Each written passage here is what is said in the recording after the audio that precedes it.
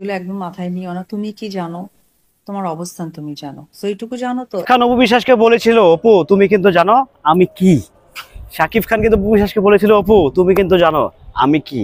তবে কি অপু বিশ্বাসকে মিথ্যা আশ্বাস দিয়ে ধোঁকা মেরেছেন, ধোঁকা দিয়েছেন মেগাস্টার শাকিব খান অপু বিশ্বাসকে, নাকি পুরো চিত্রটাই ভিন্ন, না কি হচ্ছে আসলে? টোটাল সোশ্যাল মিডিয়া এখন সমালোচনা, আলোচনা, বুড়ের নানা রকম ষড়যন্ত্রে লিপ্ত। হ্যালো এভরিওয়ান, আসসালামু আলাইকুম। শিমুল আছি আপনাদের সঙ্গে, গাছপালা নদীনালা ছাদের উপরে দাঁড়িয়ে আপনাদের সঙ্গে। দেখেন, প্রথম কথা হচ্ছে যে অপু বিশ্বাস নিঃসন্দেহে শাকিব খানের প্রথম স্ত্রী, আনডাউটলি শাকিব খানের প্রথম স্ত্রী।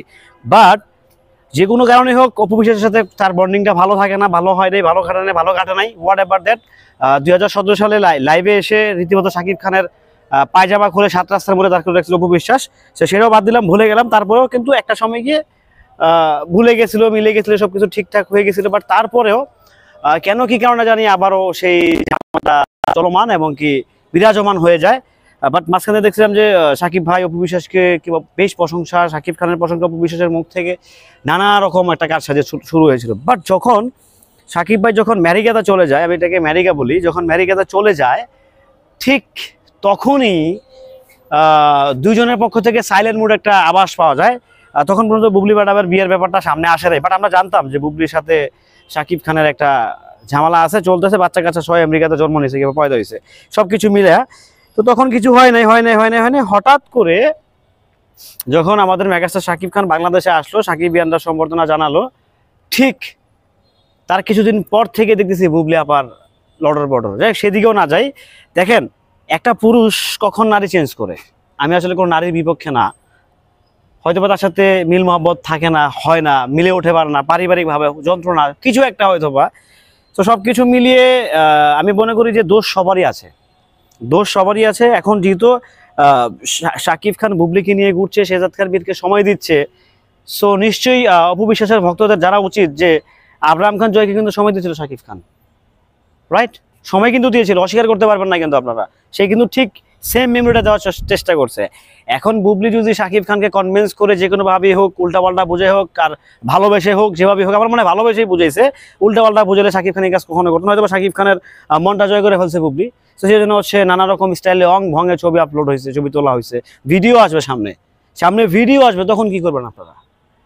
তো সবকিছু মিলে একটা ক্যাচ আপ থেকে কেবলমাত্র তো বুবলি গেল, আবারও অপু বিশ্বাস যাবে। সো সবকিছু মিলায় একটা জগা খিচুড়ি। মানে মোট কথা হচ্ছে যে শাকিব খানের, আমার যেটা মনে হয় শাকিব খানের উচিত, মানে আমার ব্যক্তিগত থিওরি, যে শাকিব খানের উচিত দুইটাকে নিয়ে সংসার করা, দুইটাকে নিয়ে সমান ভাগ দিয়ে, সমান অধিকার দিয়ে শাকিব খানের সংসার করা উচিত বলে আমার কাছে মনে হচ্ছে। কারণ ভাই 2 দিন পর হচ্ছে এর বড় বউ খোঁচা মারে, ছোট বউ খোঁচা মারে, এক একজনে এক একটা ভাবে কথা বলে, চরিত্র নিয়ে কথা বলে বুবলি। আর অপু বিশ্বাস হচ্ছে হাসে দাঁত খেল করে। সো দিন শেষে শাকিব খানের কিন্তু ওয়েট লস হচ্ছে। একটা দেশের মেগাস্টার, তাকে নিয়ে হাসাহাসি হচ্ছে এখন, শাকিব খানকে নিয়ে হাসাহাসি, মানে পজিটিভ কোনো কিছু হচ্ছে না। আবার দেখতেছি অনেকের দেখেছে যে মার দেখছে। সো দিন শেষে কিন্তু শাকিব খানের হচ্ছে ওয়েট লস হচ্ছে। সো দুই বোর কামড়াতে কিন্তু শাকিব খান পুরোপুরি একেবারে মাইনকার চিপে পড়ে যাওয়ার মতো একটা হালচাল। সো দিন শেষে শাকিব ভাইয়ের উচিত, আমাদের দেশের একমাত্র মেগাস্টার কিংবা বাংলা সিনেমার সর্বোচ্চ পারিশ্রমিক নেওয়া নায়ক, থালাই বা মেগাস্টার যাই বলি না কেন, ওনার উচিত দুইটাকে নিয়ে সংসার করা, নাহলে দুইটাকে ছেড়ে দেওয়া, সোজা হিসাব ভাই। আর কি বলবো আসলে, পরে যে কোনো একটা ভিডিওতে বলে দিব। তো এই খোঁচাখুচি কামড়াকামড়ি চলবেই, চলমান, এটা নিঃসন্দেহে এটা চলবে, এটা জ্বলাপড়া শুরু হয়ে গেছে।